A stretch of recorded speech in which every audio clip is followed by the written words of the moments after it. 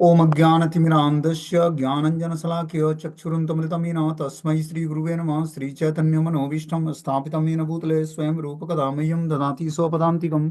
वन्देऽहं श्रीगुरुं श्रीयुतपदकमलं श्रीगुरून् वैष्णवाचं श्रीरूपं साग्रजातं सहगण रघुनाथान्वितं तं सजीवं साद्वैतं सावधूतं परिजनसहितं कृष्णचैतन्यदेवं श्रीराधाकृष्णपादान् सहगण ललिता श्रीविशाखान्विताश्च नारायणं नमस्कृत्यं नरं चैव नरोत्तमं देवीं सरस्वतीं व्यासं ततो जयमुदीरये सुनोतां स्वकथा कृष्ण पुण्यश्रवणकीर्तनं हृदयन्तस्तु हि भद्राणि विध्नोति सुरसतां नष्टप्रायेषु भद्रेषु नित्यं भागवत सेव्या भगवती उत्तम श्लोके भक्तिर्भवति नैष्ठिकी तदा रजस्तमो भावः कामलोभादयश्चेत् चेत् निरावृतं स्थित सत्त्वे प्रसिद्धति एवं प्रसन्नमनसो भगवद्भक्ति योगतः भगवतत्त्वविज्ञानं मुक्तसङ्गस्य जायते विद्यन्ते हृदयं ग्रन्थि छिद्यन्ते सर्वसंशयम् क्षीयन्ते चास्य कर्माणि दृष्ट्वा एवात्मनीश्वरे मुखं करोति वाचालं पङ्गुं लङ्घयते गिरिं यत्कृपातमहं वन्दे परमानन्दमाधवं प्रह्लाद नारद पराशर पुण्डरीकं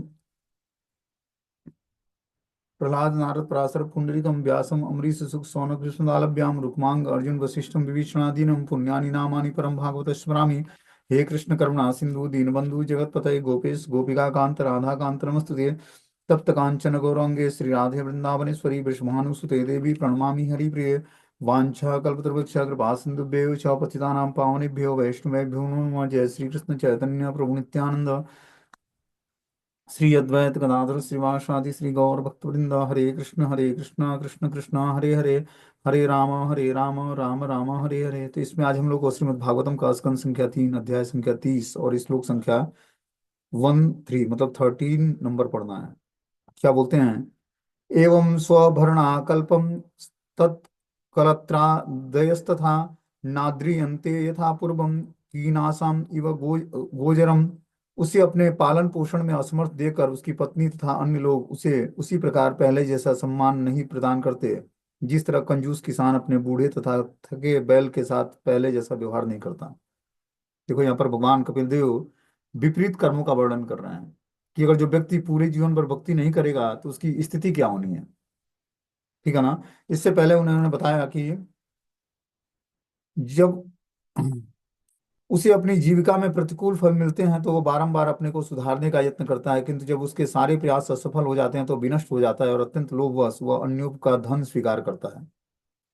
मतलब जो एक पारिवारिक जीवन में रहने वाला सदस्य है, जो स्वामी का रोल अदा करता है कि धन कमाता है और परिवार का पालन पोषण करता है, मान लो कि उसको जीविका में प्रतिकूल फल मिलते हैं तो बारंबार अपने को सुधारने का यत्न कर रहा है कि क्या मिस्टेक हो रहा है जिसको हमें सुधारना है।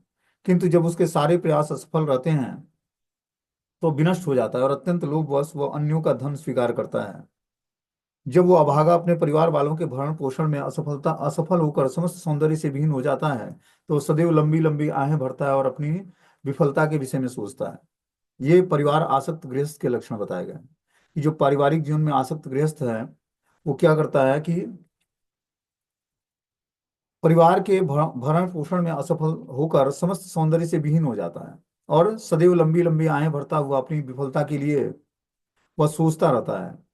बोलते हैं एवं स्वभरणा कल्पम तत्र कल्पात्रदयस्तथा नाद्रियन्ते यथा पूर्वे कीनासम इव गोचरम। उसे अपने पालन पोषण में असमर्थ देकर उसकी पत्नी तथा अन्य लोग उसे उसी प्रकार पहले जैसा सम्मान नहीं प्रदान करते, जिस तरह कंजूस किसान अपने बूढ़े तथा थके बैल के साथ पहले जैसा व्यवहार नहीं करता।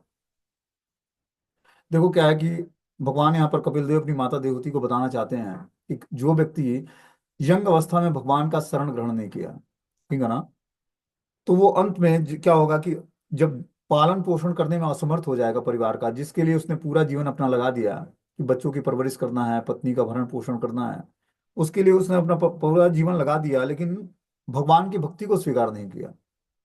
ठीक है ना? तो उसकी स्थिति उसी तरह बता रहे हैं कि उसको कोई भी सम्मान प्रदान नहीं करता है, क्योंकि उसने जीवन का उद्देश्य जो था शरीर के सारे धर्म को तो फॉलो किया, अपने जी जान लगाकर धन कमाया, बच्चों की परवरिश किया, पत्नी को शरीर मेंटेन के लिए पूरा मतलब व्यवस्था अरेंजमेंट करा, लेकिन अपनी आत्मा की जो उसकी अपनी नीड है उसकी आवश्यकताओं को पूरा नहीं करा उसने।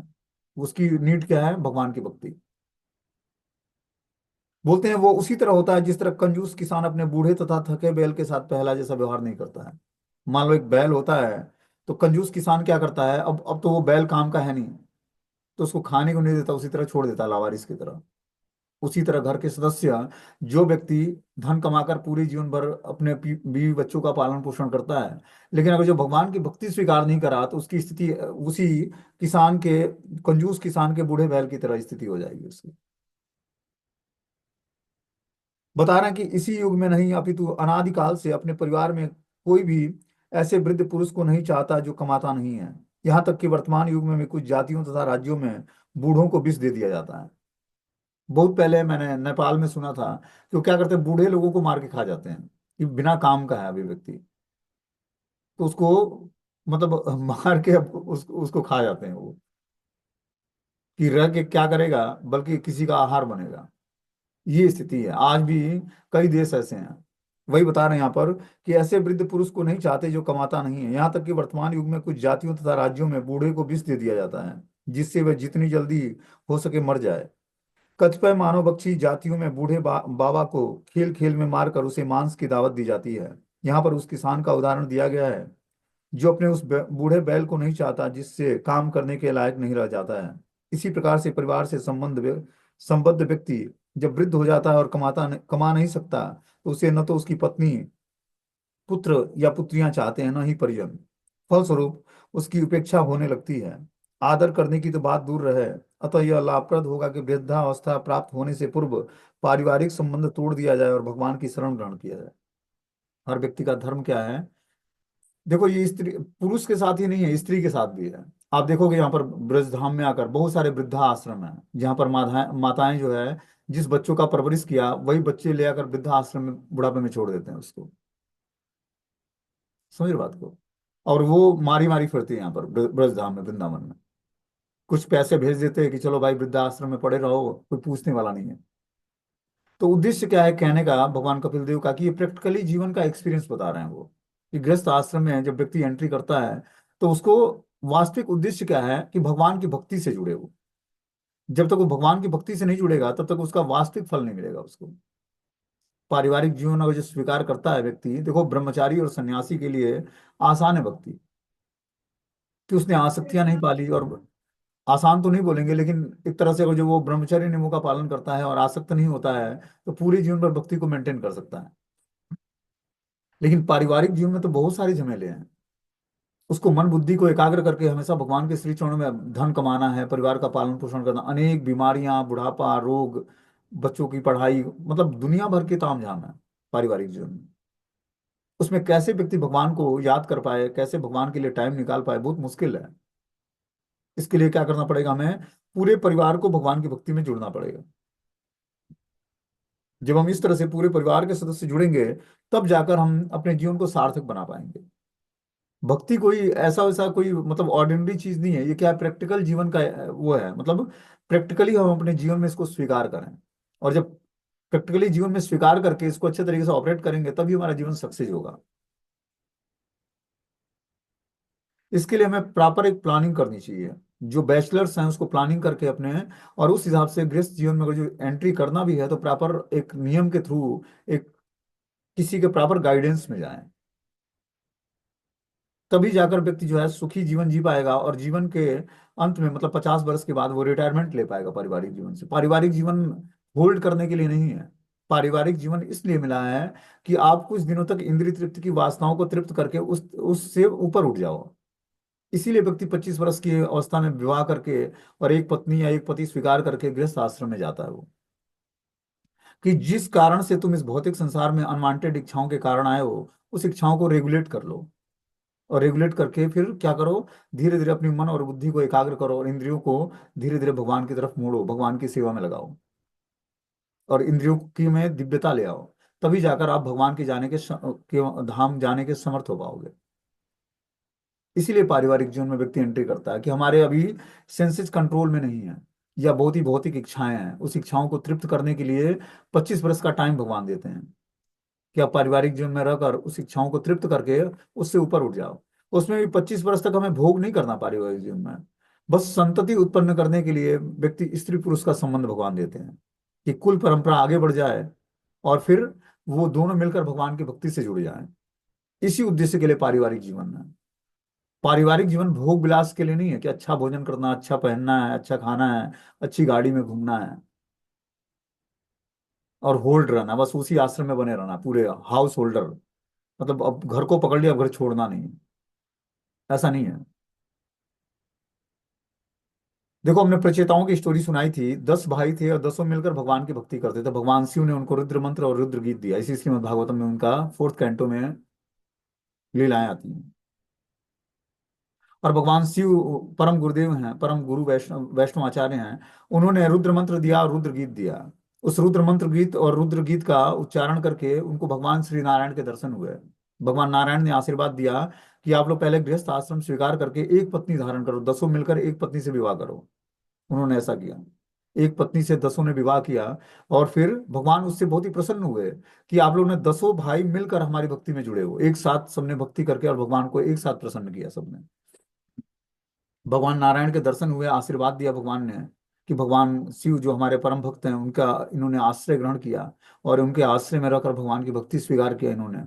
इसलिए भगवान नारायण ने उनको दर्शन दिया। नारायण ने दर्शन दिया, कृपा करा और आशीर्वाद दिया कि जीवन के अंत में मुझे प्राप्त करोगे, अभी आप लोग गृहस्थ आश्रम में जाकर भोग की सुविधाओं को भोगो। हम देखते हैं कि जिसको भी भगवान के दर्शन हुए, प्रहलाद महाराज, ध्रुव महाराज, प्रियव्रत महाराज, सबने गृहस्थ आश्रम स्वीकार करके और भगवान के आदेशानुसार उस गृहस्थ आश्रम को रेगुलेटेड वे में जी कर। और देखो, प्रहलाद महाराज यहाँ तक कि पूरे राज्य का भोग किया उन्होंने, आसुरी साम्राज्य का, हिरण्यकश्यप के जाने के बाद। ध्रुव महाराज को भगवान ने एक ध्रुव लोक ही दे दिया। तो ये जो भागवतम के करेक्टर हैं, ऐसा नहीं कि ये गृहस्थ आश्रम में जाकर और जो है शुद्ध भक्ति को छोड़ दिया इन्होंने, ऐसा नहीं है। पारिवारिक जीवन में रहते हुए भी इन्होंने अपनी चेतना को भगवान में स्थिर रखा और दृढ़तापूर्वक भगवान की भक्ति से जुड़े रहे। तो देखो, आश्रम कोई भी बाधित नहीं है। हमें लगता है कि अरे हम तो पारिवारिक जीवन में कैसे भगवान की भक्ति कर सकते हैं, ऐसा नहीं है। पारिवारिक जीवन में कंफर्टेबल है भक्ति करना। और जो व्यक्ति की इंद्रियां चलायमान होती हैं, तो वो कुछ सुविधाओं को भोग करके और इंद्रियों को रेगुलेट कर सकता है। लेकिन वानप्रस्थ और ब्रह्मचारी और सन्यासी के लिए तो बड़ा मुश्किल है। वो तो हमेशा उसको अपने इंद्रियों को साध के रखना होता है। और जो वो एकाग्र नहीं होगा, शास्त्रों के अध्ययन में निपुण नहीं होगा और शास्त्रों में अपने बुद्धि को एकाग्र नहीं करेगा, उसके लिए बड़ा मुश्किल है कि वैरागी जीवन जी पाए पूरा। इसलिए हमें क्या करना पड़ेगा, जो भी भगवान ने हमें सुविधाएं दी, उन सुविधाओं का उपयोग करते हुए, और हमें पारिवारिक जीवन में अगर जो हम हैं तो रेगुलेटेड वे में पारिवारिक जीवन को जीना पड़ेगा। दोनों का उद्देश्य भगवान की भक्ति। इसके अलावा वही गृहस्थ आश्रम कहलाता है। जिस आश्रम में पति पत्नी दोनों का उद्देश्य भगवान की प्रसन्नता है, हर कार्य भगवान की प्रसन्नता के लिए, वही गृहस्थ आश्रम है। समझ रहे बात को। और बाकी तो गृहमेधी आश्रम है, जिसमें पति का उद्देश्य कुछ और है, पत्नी का उद्देश्य कुछ और है। उस केस में हम क्या कर सकते हैं, मान लो एक भक्त है दूसरा भक्त नहीं है, तो हमें निरंतर भगवान का चिंतन करने का नियम बनाना पड़ेगा, अपने को साधना पड़ेगा। और ये जानना पड़ेगा कि कुछ दिन के लिए पारिवारिक जीवन मिला है भगवान की तरफ से, इसको हमें क्या करना है, भोग के समाप्त करना है। भोगने का मतलब है कि उस बीच में रहते हुए हमेशा निरंतर भगवान का चिंतन हो सके, इसके लिए अपने टाइम बार को बहुत ही जो है दृढ़ता पूर्वक और बहुत ही पंक्चुअलिटी के साथ टाइम को भगवान की सेवा में लगानी है। जब घर के सदस्य सोए रहे हैं उस समय उठ के भक्ति कर लें, और जब वो जागने का समय हो, उनके ऑफिस चले जाने के बाद सो लें। इस तरह से हमें करना पड़ेगा, तब हम पारिवारिक जीवन में भक्ति को मेंटेन कर पाएंगे। भगवान ने बोला ना भगवत गीता में कि जो है कर्मी व्यक्ति, भौतिकतावादी व्यक्ति के सोने का टाइम है, वो हमारे भक्तों के जगने का टाइम है और भक्ति करने का टाइम है। और जिस समय भौतिकतावादी व्यक्ति जो है अहर्निश श्रम करता है, उस समय भक्त लोग क्या करते हैं, विश्राम करते हैं, जैसे दोपहर का समय है। तो इस तरह से भक्ति करके अपने अंदर जब तक हम स्मार्टनेस नहीं लाएंगे ना, तब तक हम भौतिक संसार में ऐसा कभी हमारे अंदर हमारे सिचुएशंस ही नहीं बनेंगे कि हम भक्ति में अनुकूल टाइम आए हमारे। पूरा जीवन निकल जाएगा। पारिवारिक जीवन ही इतना बड़ा झमेला है। ये गृह गृह अंधकूपम, प्रहलाद महाराज बताते हैं कि गृह अंधकूपम है, गृह अस्थ आश्रम जो है गृह अंधकूप के समान है। जैसे अंधे कुएं में कोई व्यक्ति गिर जाए और आस पड़ोस कोई हो ना हो, उसकी चिल्लाहट कोई सुनने वाला ना हो, तो वो निकल नहीं सकता अपने प्रयास से। उसी तरह पारिवारिक जीवन जो है अंधकूप के समान है। पहले तो जाना नहीं, जाना तो बहुत ही प्रॉपर गाइडेंस में जाना, और रेगुलेटेड वे में गृहस्थ आश्रम को स्वीकार करके और उससे निवृत्त होना है हमें। क्योंकि आसक्तियों के बीच में भगवत प्राप्ति नहीं होती है, आपको आसक्तियों से ऊपर उठना पड़ेगा। जो भी हमें पारिवारिक जीवन में आसक्ति है, माता पिता भाई बहन, ऐसे अनेक जन्मों से हमें ये पूरा साम्राज्य मिला है। जिस भी जोनी में रहोगे उसी जोनी में सब कुछ मिलेगा आपको, माता पिता भाई बहन दोस्त मित्र, समाज राष्ट्र गुरु और शिष्य, सब सारे रिलेशनशिप मिलेंगे। भक्ति करके हमने क्या बताया, अपनी आध्यात्मिक चेतना को जागृत कर लेना है। ना तो कोई गुरु हमारे साथ पूरी जीवन भर रहेंगे, हमारे शिक्षा गुरु या दीक्षा गुरु या जो भी गुरु कहते हैं, सब अपने अपने डेस्टिनेशन सबका अलग अलग है। सब एक समय बार के अनुसार सब अपने अपने डेस्टिनेशन को प्राप्त कर जाएंगे। सबकी भक्ति का स्टैंडर्ड अलग है, शुद्धिकरण का स्टैंडर्ड अलग है, भगवान से एक यूनिक सबका अलग अलग संबंध है। तो हमें क्या करना पड़ेगा, भक्ति करके हृदय में जो परमात्मा है, जो हमारे चैत्य गुरु हैं, उनको जागृत करना होगा। जागृत तो वो होते हैं, हमें अपने को जागृत करना होगा कि हम उनकी आवाज को सुनकर और भक्ति को अच्छे तरीके से ऑपरेट कर पाए। इसके लिए हमें क्या करना पड़ेगा, जो चैत्य गुरु हैं उनको हमें, उनकी आवाज को सुनकर हम क्रिया में ले आ सके। जो वो हमें निर्देश देते हैं उसको हम क्रिया में ले आ सकें, ऐसा हमें अपने को बनाना पड़ेगा। ऐसी शक्ति प्राप्त कहाँ से होगी, जब हम शास्त्रों को स्वाध्याय यज्ञ और संकीर्तन यज्ञ से जुड़ेंगे। शास्त्रों को पढ़ेंगे और नाम जप करेंगे, संकीर्तन करेंगे, तब हमें ये शक्ति प्राप्त होगी कि हम बैठे हृदय में परमात्मा जो हमारे वास्तविक गुरु हैं। हो सकता है कि हमारे शिक्षा गुरु और दीक्षा गुरु हमें न समझ पाए, या हमें प्रॉपर निर्देश न दे पाए, या हमें भटका दें, या हमें प्रॉपर गाइडेंस न मिले जो हमें सेटिस्फेक्शन प्रदान करे। लेकिन हृदय में बैठे चैत्य गुरु आपके वास्तविक गुरु हैं। वो आपके भूत भविष्य वर्तमान सब कुछ जानते हैं, करोड़ों वर्ष का सब कुछ रिकॉर्ड उनके पास है कि आप किस किस योनियों में भटकते, कहाँ कहाँ कर्म क्या आपके फंसे हुए हैं, सब भगवान परमात्मा रूप में बैठे हृदय में जानते हैं। अब वही आपके वास्तविक गुरु हैं। तो हमें भक्ति करके उसी आध्यात्मिक चेतना को जागृत कर लेना है। आध्यात्मिक चेतना जागृत होते ही हमारे अंदर जो है प्रॉपर जो हमारे वास्तविक गुरु हैं उनसे हमें निर्देश प्राप्त होने लगेगा। एक संन्यास आश्रम में रहने वाला व्यक्ति क्या करता है, परमात्मा का आश्रय ग्रहण करता है और नाम का आश्रय ग्रहण करता है। नाम और परमात्मा दोनों मिलकर उसको हर सिचुएशंस में उसको फेवरेबल बनाते हैं, तभी तो वो प्रचार कर पाएगा। जब वो खुद ही परेशान रहेगा तो प्रचार कहाँ से करेगा। भगवत नाम का प्रचार कर रहा है व्यक्ति, तो इसका मतलब उसको हृदय में बैठे परमात्मा निर्देश देते हैं, और जो है नाम क्या करता है, उसको प्रोडक्शन प्रदान करता है, प्रोडक्ट करता है। तो इस तरह से हमें भगवान के नाम का सहारा लेना पड़ेगा और हृदय में बैठे परमात्मा को गुरु के रूप में स्वीकार करना पड़ेगा, तभी हमारा जीवन सार्थक बनेगा। गृहस्थ आश्रम में रहने वाला व्यक्ति भी एक सन्यासी की गति प्राप्त कर सकता है। श्रीमद् भागवतम में भगवान नारद मुनि युधिष्ठिर महाराज को बताते हैं, क्योंकि ये सारे शास्त्र जो है ना, पारिवारिक जीवन में रहने वाले को के लिए ही दिया गया है ये। आप श्रीमद् भागवतम के किसी भी करेक्टर को उठाओ, ऐसा कोई करेक्टर नहीं मिलेगा जो गृहस्थ आश्रम में ना हो। या आप चैतन्य भागवत का कोई भी करेक्टर उठाओ, महाप्रभु के 90% पार्षद जो है गृहस्थ आश्रम में थे, और एक से एक एलिवेटेड डिवोटी थे। रामानंद राय और ऐसे बहुत सारे भक्त थे जो पारिवारिक जीवन में रहते हुए भगवान को प्रसन्न कर पाए। तो आश्रम कोई भी बाधित नहीं है। बाधित क्या है, मन और बुद्धि। जबकि मन और बुद्धि तो और चलायमान होता है जब व्यक्ति अकेले होता है। समझ रहे बात को, उस समय कंट्रोल करना बड़ा मुश्किल होता है। और खासकर आजकल ऐसे ऐसे इंस्ट्रूमेंट चल गए हैं, फोन मोबाइल और लैपटॉप की, आदमी न चाहते भी वो दृश्य खुल जाता है जो नहीं देखने योग्य है। तो इस सिचुएशंस में कैसे हम मन बुद्धि को एकाग्र करेंगे, इसके लिए दृढ़ भक्ति चाहिए, बहुत कृपा चाहिए। और ये पाठ जो है कृपा की याचना करने वाला है। जब व्यक्ति भगवान से, वैष्णव से, गुरु से प्रार्थना करता है, तब उस पर भगवान की विशेष कृपा होती है। यूं ही भगवान की भक्ति प्राप्त नहीं होती, बहुत ही लंबा समय लगता है, और बहुत ही विनम्रता लानी पड़ेगी, प्रार्थनाएं करनी पड़ेंगी, गुरु वैष्णव का आश्रय ग्रहण करके उनसे कृपा की याचना करनी पड़ेगी। वैष्णव सभा में भी जिस तरह परिवार के सारे सदस्यों का चरण स्पर्श करके सबसे आशीर्वाद लिया जाता है, कोई भी संस्कार होता है, तो उसी तरह जब हमें भगवत प्राप्ति करना है तो एक व्यक्ति के प्रति भी अपराध हमारा, समझ रहे हो? नहीं तो हमारा धाम यात्रा रुक जाएगा और कोई भी इच्छाएं ना बचे, न कोई भी इच्छा, न कोई भी आसक्ति, न कोई अपराध। तब व्यक्ति पूर्ण रूपेण जो है ओके टेस्टेड माया लिखती है और भगवान उसको अपने धाम के लिए भेजते हैं। यहाँ से पूरा ओके टेस्टेड होके जाता है। तब जाकर वो भगवान के धाम में जाता है और नित्य सेवा में एंगेज होता है। यहाँ पर सेवा की प्रैक्टिस है। जो भी हम सेवा करेंगे उसी की प्रैक्टिस हो रही है, और वही जाकर हमें धाम में सेवा मिलनी है, भगवान के धाम जाकर।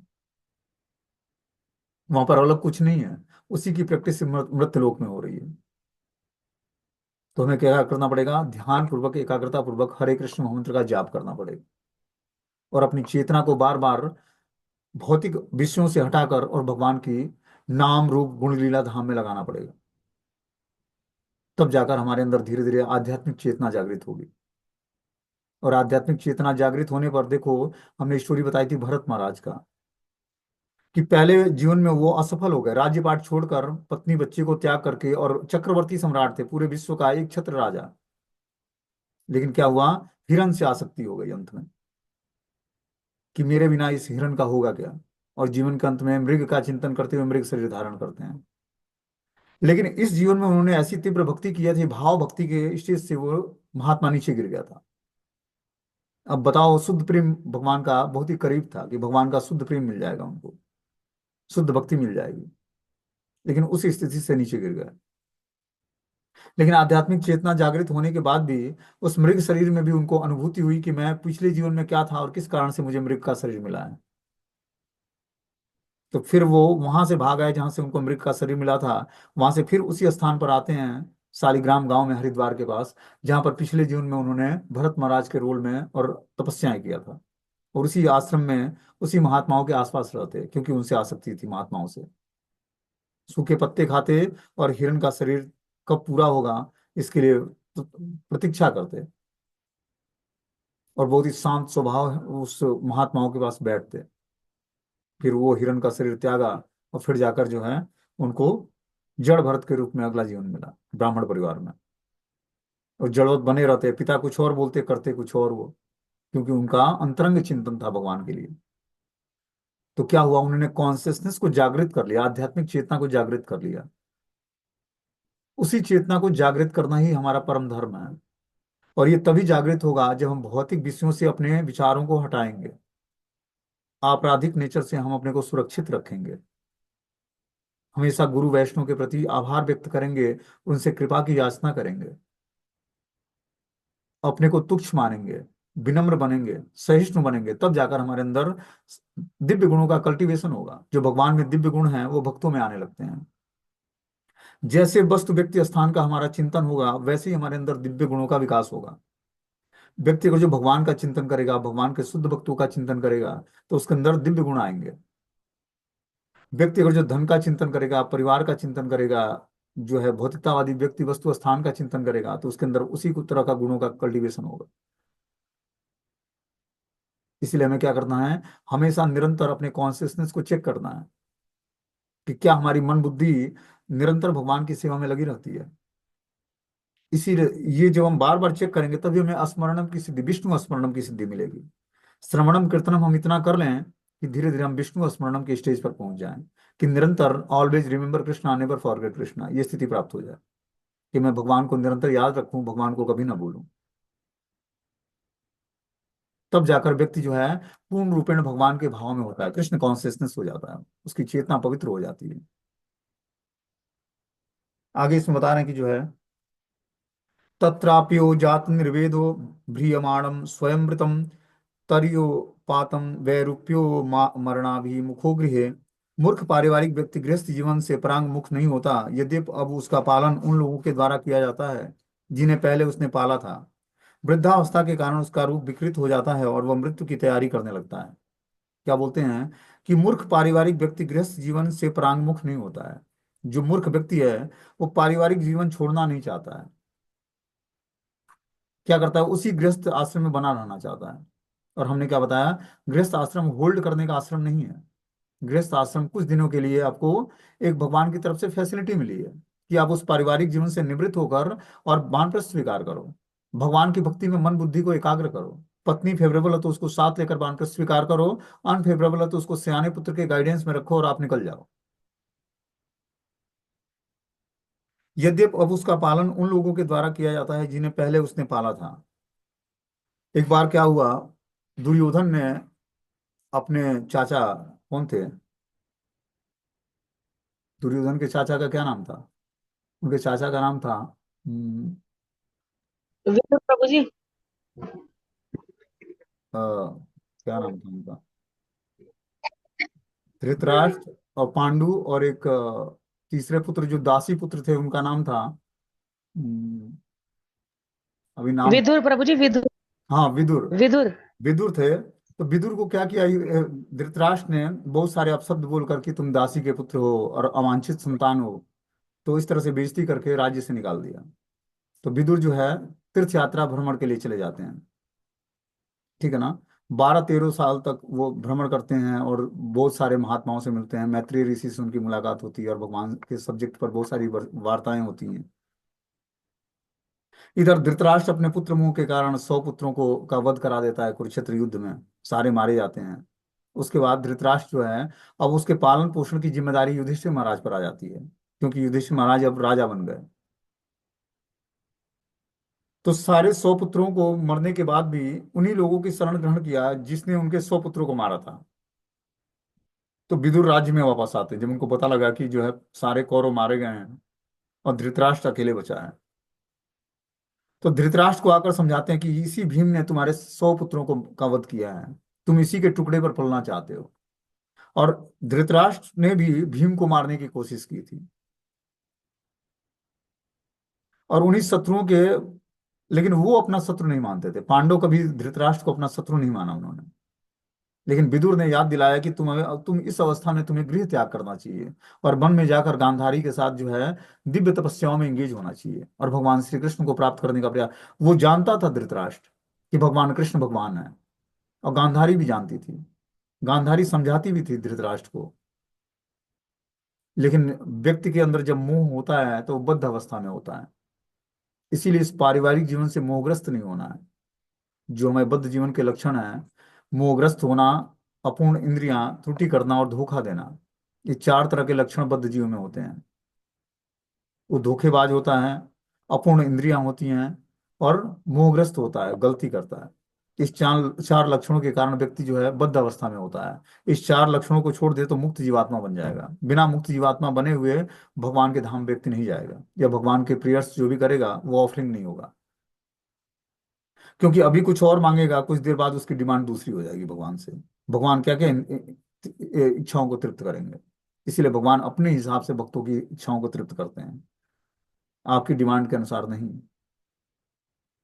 तो इस तरह से धृतराष्ट्र को विदुर आकर प्रताड़ित करते हैं, अपनी बातों से मर्माहत करते हैं। फिर जाकर धृतराष्ट्र जो है गृह त्याग करता है और जाकर जंगल में दिव्य तपस्याएं करता है, अष्टांग योग के नियमों का पालन करता है, और फिर जो है भगवान कृष्ण को प्रसन्न करता है और भगवान से आशीर्वाद प्राप्त करके भगवान के धाम जाता है।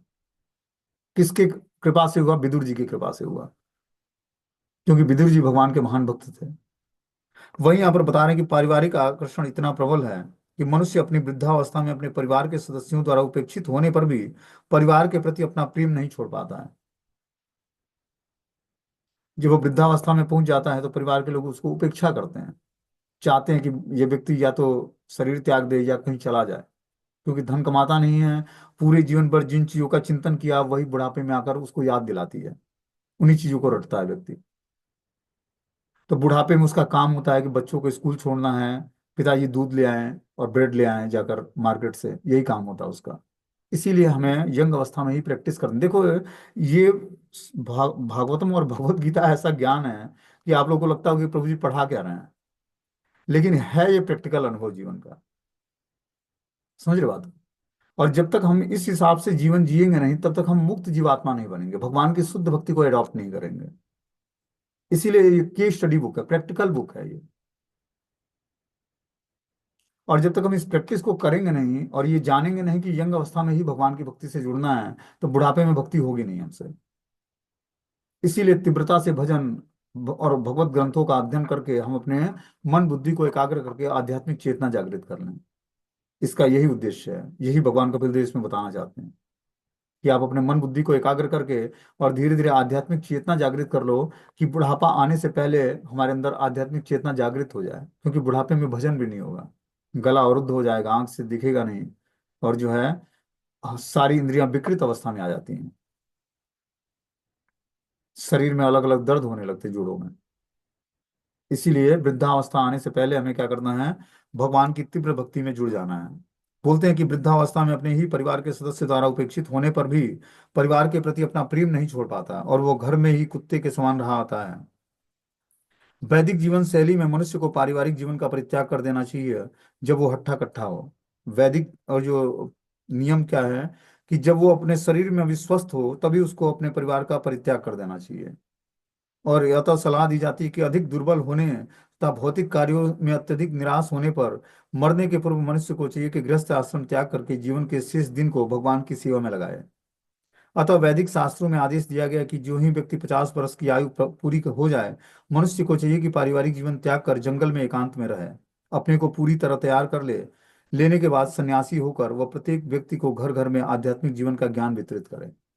ये धर्म बता रहे हैं कि क्या करें, पारिवारिक जीवन से को त्याग करके जंगल में एकांत स्थान में रहे और अपने को पूरी तरह तैयार करके संन्यास ग्रहण करे और घर घर में जाकर आध्यात्मिक जीवन का ज्ञान वितरित करे लोगों को।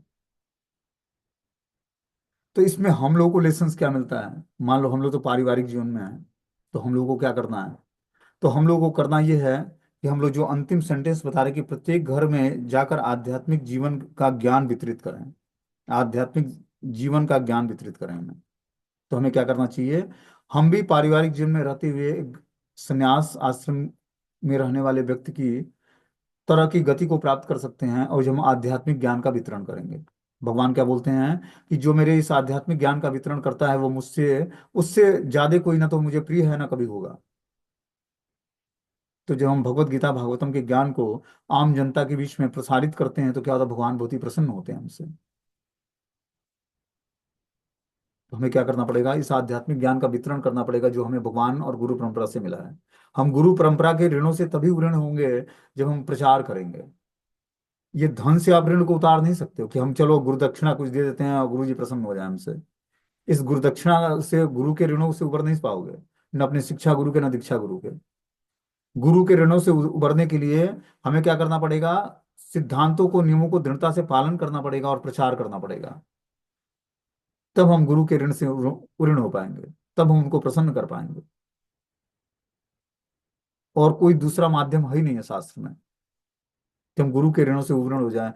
माता पिता के ऋणों से आसानी से छूट सकता है व्यक्ति, लेकिन गुरु के ऋण से मुक्त होना बड़ा मुश्किल है। गुरु ने आपको आपके जीवन को संवारा है, पढ़ा के समझा के दीक्षा दे के। उस ऋणों से मुक्त होना यूं ही, वो ऋषि ऋण है। वो उस ऋणों से मुक्त होने के लिए व्यक्ति को क्या करना पड़ेगा, गुरु के आदेश के अनुसार अपने जीवन को ढालना पड़ेगा। और विश्वास मानो अपने जीवन के हम अपने प्रयास से जो हम अपना जीवन जीना चाहते हैं ना, निश्चित रूप से हम बद्ध जीवन से छूट ही नहीं पाएंगे। इसीलिए प्रॉपर निर्देश और गाइडेंस चाहिए आपको। और जो वास्तव में आप जीवन में भक्ति करके भगवान को प्रसन्न करना चाहते हो, और ये विश्वास मानो कि फिर से मनुष्य जीवन नहीं मिलना, और जो आप तीव्रता से भगवत भजन में नहीं जुड़े, उसी तरह उलझे रहे कि कुछ कमा लेते हैं, कुछ खा लेते हैं, कुछ पेट प्रवेश कर लेते हैं, अच्छे कपड़े पहन लेते हैं, इसी में उलझे रहे तो क्या हुआ, फिर से मनुष्य जीवन नहीं मिलना है। मनुष्य जीवन भगवान ने गारंटी तब लिया है जब आपके अंदर आध्यात्मिक चेतना जागृत हो जाए, तब भगवान गारंटी लेते हैं कि आपको हम 3 जीवन मनुष्य का देंगे। 1 2 3, पहला जीवन मान लो कि आपकी आध्यात्मिक चेतना जागृत हो गई और भक्ति पूर्ण नहीं हुई, फिर से आपको मनुष्य जीवन मिलेगा किसी ब्राह्मण या वैश्य परिवार में, या किसी वैष्णव के घर में। और फिर से वहां से भक्ति शुरू होगी जहां से आपने समाप्त किया था। समझ रहे बात को। तो हमें क्या करना है, इसी जीवन में अपनी आध्यात्मिक चेतना को जागृत कर लेना है। वो जागृत कैसे होगा, जब हम बार बार मन बुद्धि को भगवान के नाम रूप गुण लीला धाम में लगाएंगे, कथा में लगाएंगे। तब हमारा मन बुद्धि पवित्र होगा, और मन बुद्धि के पवित्र होने से ही हमारे अंदर आध्यात्मिक चेतना का विकास होगा। चेतना बनती ही मन बुद्धि के कॉम्बिनेशन से है। जहाँ मन बुद्धि का मिलन होता है और इंद्रियों का मिलन होता है, वहीं से चेतना का निर्माण होता है। बता रहे हैं वैदिक शास्त्रों में आदेश है कि जो ही व्यक्ति 50 वर्ष की आयु पूरी कर ले, मनुष्य को चाहिए कि पारिवारिक जीवन त्याग कर जंगल में एकांत में चला जाए। तो ऐसा नहीं कि पारिवारिक जीवन हम त्याग देंगे तो एकांत में रहना हम शुरू कर देंगे, ऐसा नहीं है। आपको घर में रहते हुए इन चीजों की प्रैक्टिस करनी पड़ेगी। यूं ही कोई पारिवारिक जीवन त्याग करके नहीं रह सकता है। उसको प्रैक्टिस करनी पड़ेगी घर में ही डिटैच होने का पारिवारिक जीवन के मोह से। जो बच्चों के प्रति मोह है, या पति का पत्नी पत्नी के प्रति, या पत्नी का पति के प्रति जो मोह है, उसको त्यागना पड़ेगा। और स्त्रियों के लिए तो बताया गया कि वो कभी गृह त्यागे ना। वो क्या करे, 50 वर्ष तक पति के गाइडेंस में रहे, और 50 वर्ष के बाद अपने सियाने पुत्र के गाइडेंस में आ जाए, और पति को निवृत्त करे अपने सेवाओं से, कि वो जाकर जंगल में भगवान की सेवा कर सके, मतलब मंदिर में या धाम में जाकर भगवान की दिव्य सेवा में जुड़ सके। और जो दोनों भक्त हैं तो पति पत्नी दोनों जाकर वानप्रस्थ ले सकते हैं, मतलब धाम में निवास कर सकते हैं, या मंदिर में रह सकते हैं, या पारिवारिक जीवन से अलग एक कहीं दूर रह सकते हैं, जहां पर बच्चों का कोई आना जाना ना हो। इस तरह से जब व्यक्ति करेगा तब जाकर वो धीरे धीरे अपने अंतिम समय में भगवान को याद कर पाएगा। ये सारी तैयारी ही मृत्यु की है। भगवत गीता हमें क्या सिखाता है कि जन्म, आर्ट ऑफ डाइंग और आर्ट ऑफ लिविंग, जीवन जीना कैसे है, जीवन के अंत में मरना कैसे है। और यही ज्ञान श्रीमद् भागवतम भी सिखाता है। ये सारी तैयारी जो हम कर रहे हैं, रोज मंत्र जाप और रोज कथा का श्रवण, भगवान के श्री विग्रहों की सेवा, प्रणाम, तपस्या, जो भी है, व्रत दान यज्ञ, ये सबका क्या उद्देश्य है, कि मृत्यु के समय अंत काले च माम एवं स्मरण मुक्ता कलेवरम, अंत काल में मृत्यु के समय भगवान का स्मरण हो जाए। जब हम कलेवर का त्याग करें, शरीर का त्याग करें, तो अंत में भगवान का स्मरण हो जाए। ये कोई गुरु नहीं कराएगा, ये आपकी प्रैक्टिस कराए। गुरु तो एक ट्रांसपेरेंट माध्यम है, आप कोई भी गुरु बना लें, गुरु का एक ही उद्देश्य है कि गुरु आपको एक पारदर्शी माध्यम है जो भगवान के साथ आपका संबंध जागृत कर देता है। बस इतना ही है। वो अपने ज्ञान के द्वारा शास्त्रों के बातों को सुना सुनाकर हमारे अंदर आध्यात्मिक चेतना का विकास करता है। इतना ही उसका रोल है। अब आपको प्रैक्टिस करनी पड़ेगी। ये आध्यात्मिक ज्ञान प्रैक्टिस पे डिपेंड करता है। आपको बार बार नाम जप करना पड़ेगा, अच्छे तरीके से मंत्रों को सुनना पड़ेगा, ध्यान पूर्वक एकाग्रता पूर्वक शास्त्रों को पढ़ना पड़ेगा। ये इंटरटेनिंग सब्जेक्ट नहीं है, बहुत सीरियस शब्द है ये। सीरियस पाथ पे चल रहे हो आप। ये आध्यात्मिक जीवन जो है तलवार की धार पर चलना, मतलब यूं ही, अगर जो थोड़ा भी मिस हुआ तो क्या होगा, कट जाएगा, रास्ते से हट जाओगे, अब डेविएट हो जाओगे। इसलिए बहुत ही सावधानी पूर्वक चलना है, प्रॉपर निर्देश में, गाइडेंस में। तब आप आध्यात्मिक जीवन में सफल होगे और भगवत प्राप्ति करने के योग्य हो पाओगे। यूं ही किसी को भगवान का धाम प्राप्त नहीं होता है, पहले तो इच्छा ही नहीं होगी। इच्छा भी हो भी गई तो आसक्तियों को छोड़ना, त्यागना मुश्किल है। तो हमें क्या करना पड़ेगा, बार बार जो है नाम रूप गुण लीलाओं में हमें लगना पड़ेगा, तब जाकर हम आध्यात्मिक